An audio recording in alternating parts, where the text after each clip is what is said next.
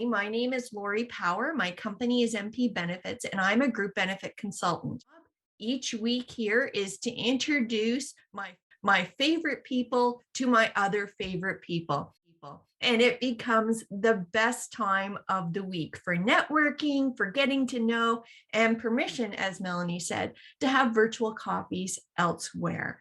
Lissa and I met, as she had mentioned, last year via one of these sessions when I interviewed Andrea Lemoyne, and she came in, and you just gravitate toward people, whether that's where some people think you can only do it in person. Nicole and I can attest you can do that virtually as well. So without further ado, Lissa, give us a bit of background on this Strong Impact Academy, what you do, how you do it, and we're going to get this conversation started. Yes, thanks, Lori. Thanks for having me here today. Love this online world because I actually booked a last minute vacation. So I'm actually at my brother's house right now in Ontario, joining you. And I didn't have to rearrange it. So this is great. So I've been a chartered professional in human resources since about 2009. And one of the things that drew me to that was my love of people and my love of business, and how I've always believed that businesses will succeed based on the people that are involved in those businesses. So I worked many different industries and companies, and from small family-owned businesses to large corporations that were global, some of them. And the biggest thing that I found, the biggest difference that I could make, was to help really promote those people first cultures. And so I started the Strong Impact Academy with the mission to help smaller businesses and organizations create those strong cultures of accountability, which then leads to productivity, which then leads to, at the end of the day, right, we're all here to make money, so profitability needs to come into that as well. I'm also such a huge fan of positive psychology. So at the Strong Impact Academy, we really lean into what's right about people. We're all very unique. We all have our own unique brilliance. I use a tool called the CliftonStrengths assessment, and the odds of somebody having the same top 5 strengths as you in the same order is 1 in 33 million. So we are all unique, and let's really dig into that. So that's really what I promote, doing that with leadership development and HR consulting. Let's just hit that nail on the head to start with. People first culture is not fluffy. It is, as Nicole says in the financial business, it is bottom line financial revenue driven. Take me through how so many people get that wrong and that detriment to their companies. And when they start to then work with you and put those people, how that impacts their bottom line. Well, for sure. And I mean, what I do, it's not fluffy, but it's really hard to measure that ROI on it, right? So that's a difficult thing. But when I talk about people first cultures, I am not talking about letting your employees walk all over you. And people get that wrong a lot of times, and people will think about servant leadership, where again, that's kind of a people first thing. But to me, people first is just being so clear on those expectations you have of your people, and then holding them to those expectations. Now, one of the things with people first is, let's change the golden rule a little bit. It's not treat people as you want to be treated, treat people as they want to be treated. Put them in their area of strength, and you don't even have to work to engage them, because they engages themselves, because they get that energy and that motivation internally to do that. One of the other things with people first organizations that happens is everybody wants to be part of something bigger, and Jeff touched on that.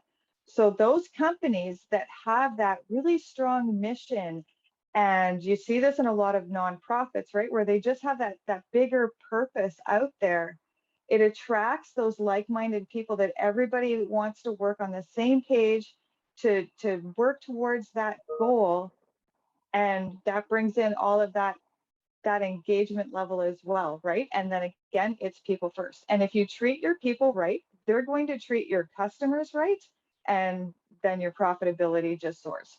People want to be felt that they have an impact on the decisions that are made to the customers to which they serve.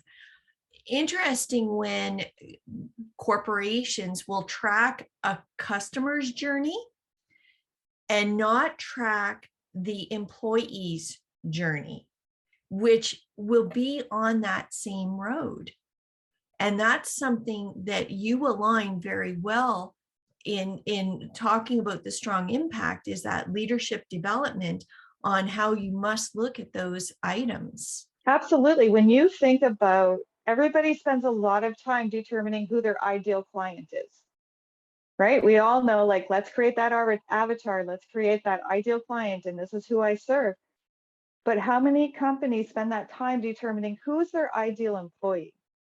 Because really, that's where the cycle starts, is with the people that are facing your clients. And even every employee has a client, right? Every person has a client, whether it's internal or external. So if we just get everybody with that customer service focus, but starting on who is that person that should join your company, right? For, you know, for Melanie too, for benefits by design, it's, you're gonna want somebody that is really, gets really jazzed up about helping companies with build their benefits, the same as Lori, right?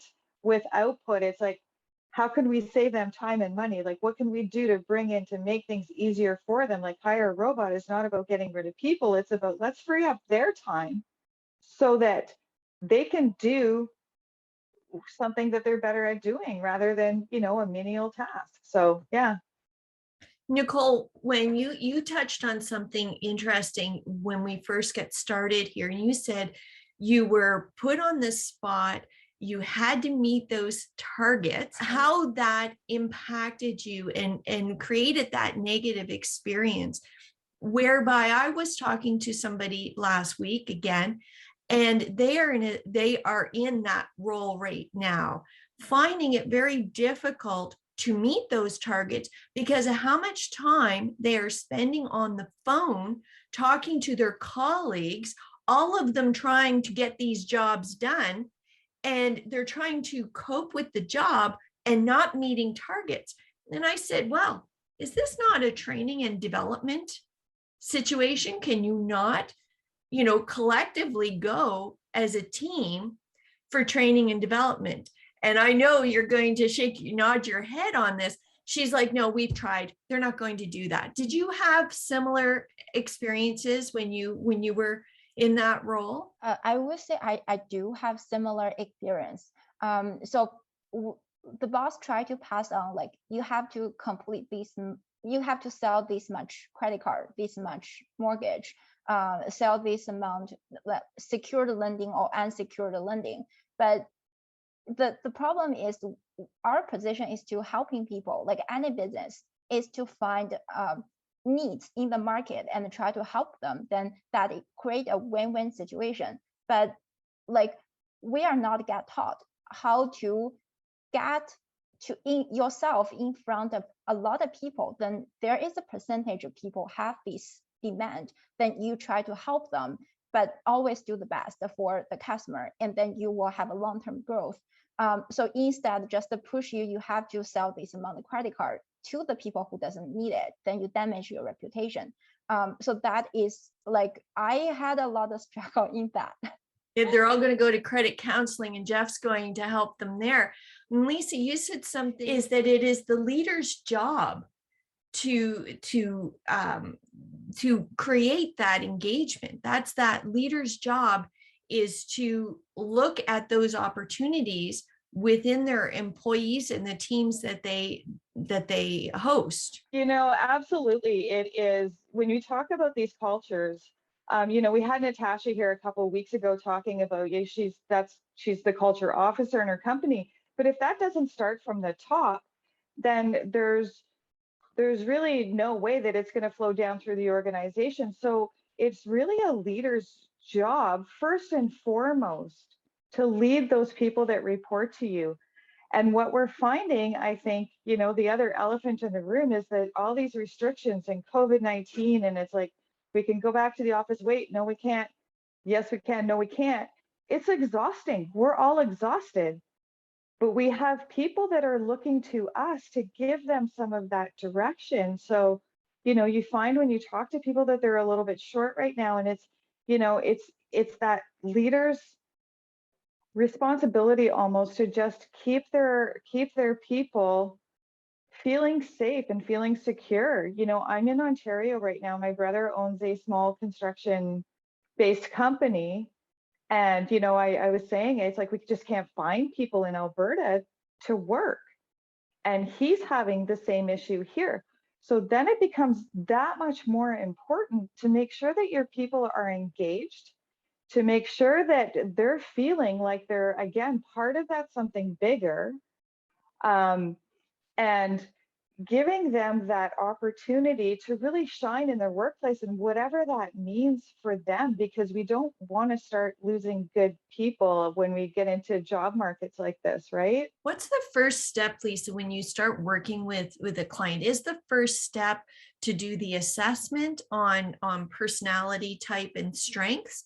Or what's that first step when somebody says, okay, I'm ready to take that step, re-engage my culture, revisit it, start, you can, if you're already in business, you can't, it's never going to be a blank slate, but you can make a start. It's never too late. So what's the first step when you start working with somebody to take them through the academy learning? Typically, it starts with, what's your vision? What do you want your company to be like? What do you want to be known for? And it's a little bit more than your products and services. So if you think about Simon Sinek, and it's not, people don't buy what you do, they buy why you do it. So we really start to dig into that why, and you start to figure out, well, what, personal values versus what are the values of your company, and really kind of defining that vision piece first. And then determining, okay, well, where are you now?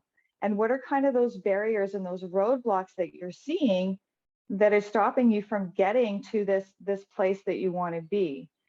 And then we'll dive into the strengths, because I think the key really is self-awareness, right? We assume that everybody thinks the same way that we think, that they process information the same way. And well, like I said, 1 in 33 million, right? And I mean, that's your top 5 strengths. But you're going to have people that will love to pour over a spreadsheet and find those, find the things in the data, where other people, if you hand that to them, oh my gosh, it's so draining for them. And even if they're good at it, they could still be really draining for them. So the first step is that self-awareness piece within themselves, how they lead.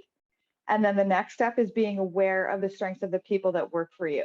Is there an opportunity, Lisa, to work with companies and modify that assessment to help the business owner determine who is going to be the best fit for coming back to the office versus the best fit for remaining remote, and creating that conversation? Is there an opportunity for that kind of assessment for employers? Absolutely. I think there's different ways to go about it. And so as leaders, we sometimes, and you can kind of understand the strengths of your people and stuff like that. I think where the assessment comes in is that it just becomes this impartial thing. It's like, I just went for 45 minutes and I answered the questions on this assessment and I got this report and whatever, and we kind of unpack those. And then we look at that as a team. And there are certain people that will do better at working from home, right? And then you're going to have other people that they get, the extroverts are like, oh my gosh, please let me go back to the office because I miss my people, right? I just want that energy of the people in the office. But then you have the introverts that are like, that's almost draining for them. And you can come right out and ask them. And I think what happens sometimes as leaders, as business owners, we start to think that we know our people better. And we're like, no, it's better for everybody to be in the office, or it's better for everybody to be remote. But that's not the case for everybody. So I really do think that there is an opportunity to look at the team and figure that out. My biggest concern always is to going to a completely remote workforce is losing that creativity, that innovation, those water cooler conversations. There's so much gold in those at times, and that's where some of the next great ideas come from for the business. And there are ways of doing that now that I know you've talked to your clients about, because you and I have talked about them. There are ways of creating that team's environment where you have it up on the corner of your screen and you're all working, but instead of having to hold your questions to the end, you just say, hey, Jeff, you know what? We're working on this and I'm stuck on this point. And then it's in the moment and it's fixed. You're all part of a team. And you can do that. Like, there are fixes until there is a determination of what this will look like.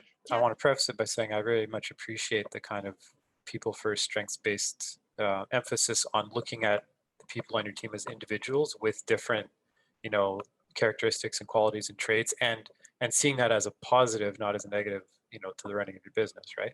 So going back in time a few minutes, you know, we'd indicated we take the time to think of an ideal client profile, but not necessarily an ideal employee profile. And my thought is, okay, if we're going to kind of go all in with the strengths-based approach, I think would it not be beneficial to have multiple ideal employee profiles, because different roles call on such a different combination of, you know, inherent traits for success, right?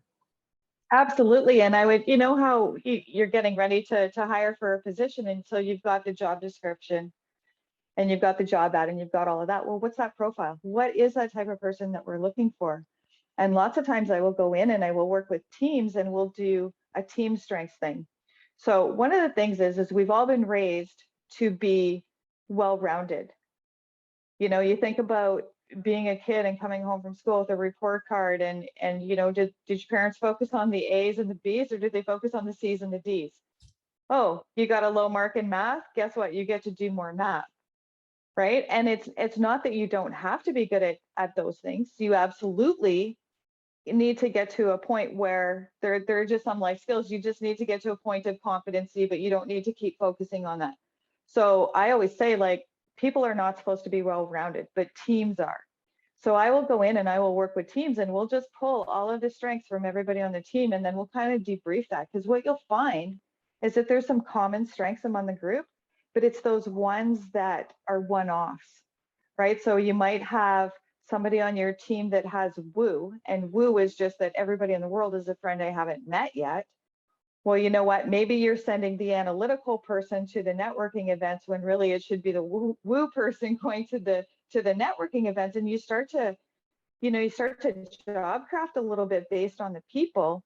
But then you might also see that there's an area, maybe you don't have a lot of executors in your team, or you don't have a lot of relationship builders in your team. And it's like, okay, well, we're looking at, you know, expanding our team, but maybe we should start asking questions to see if we can find some of these people to start rounding out our team better.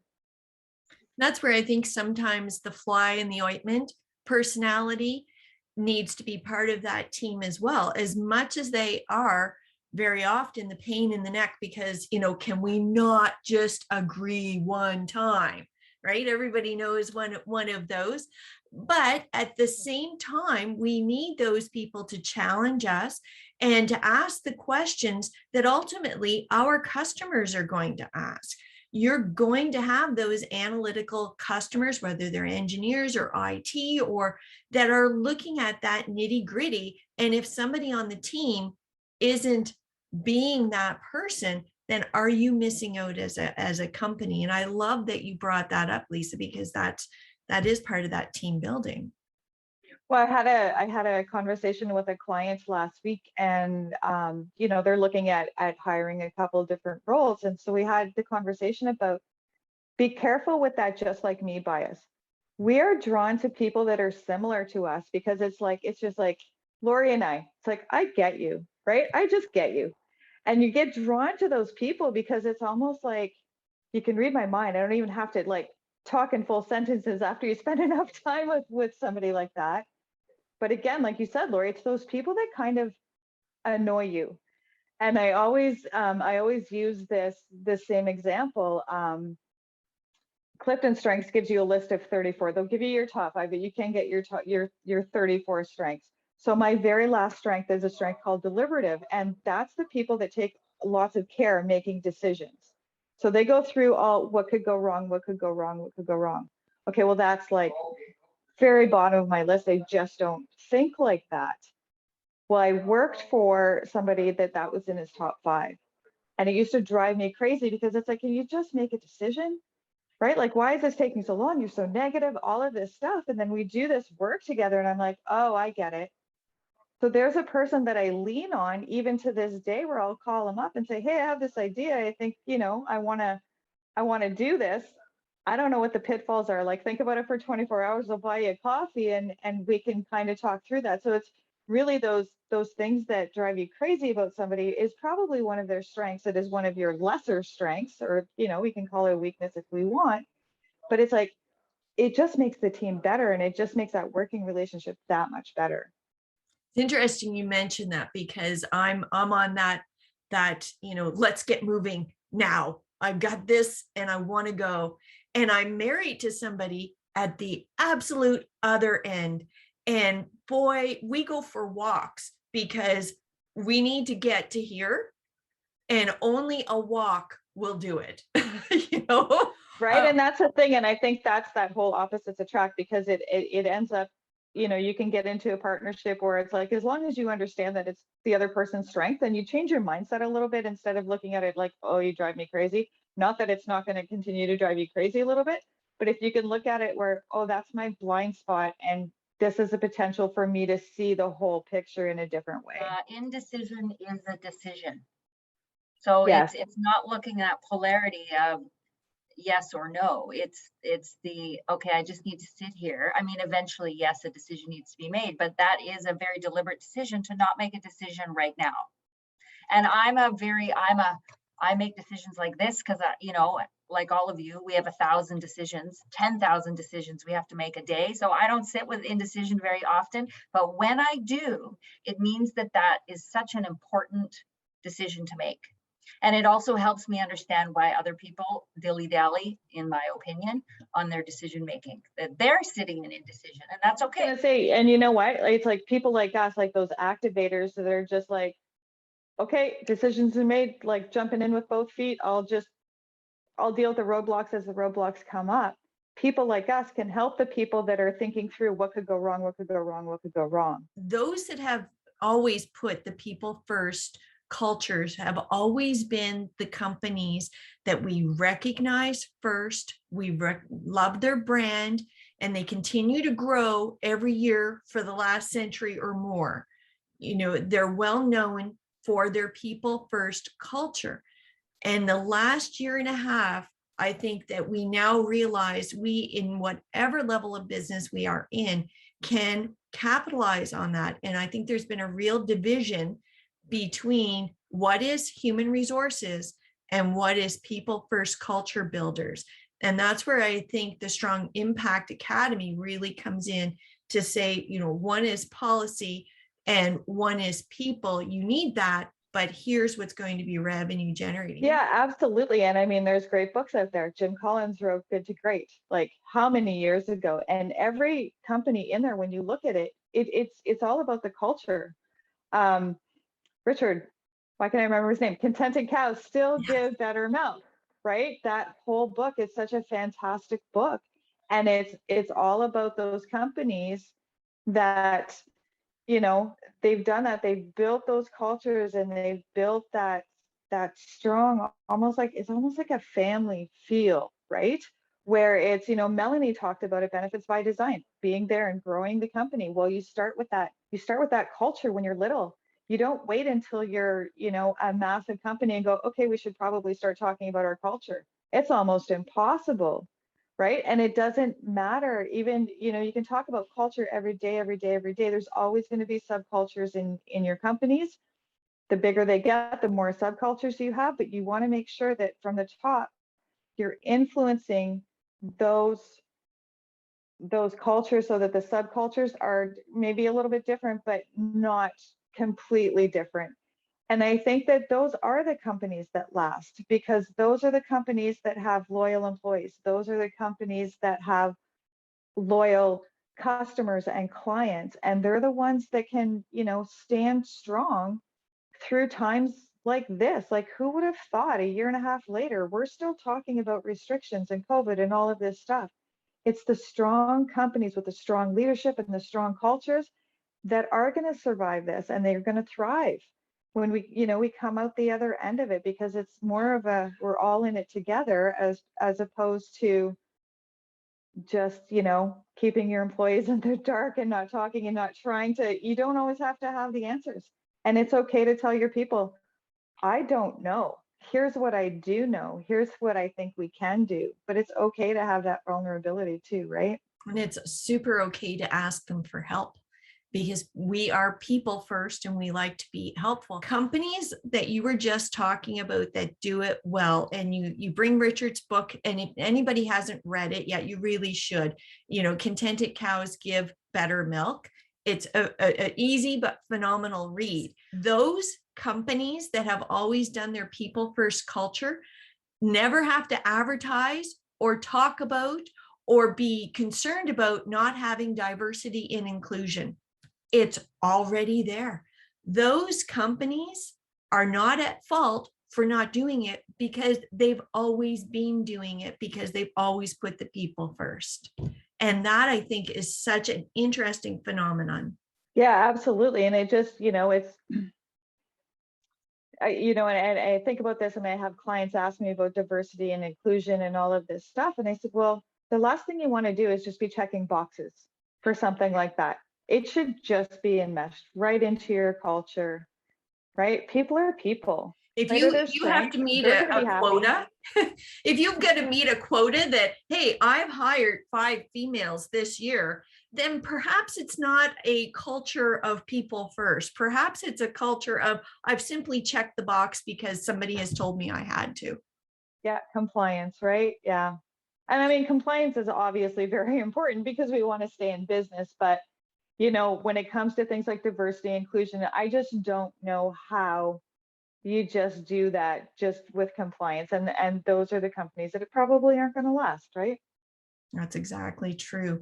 Well, thanks so much. Always the fastest half hour, 45 minutes of my week.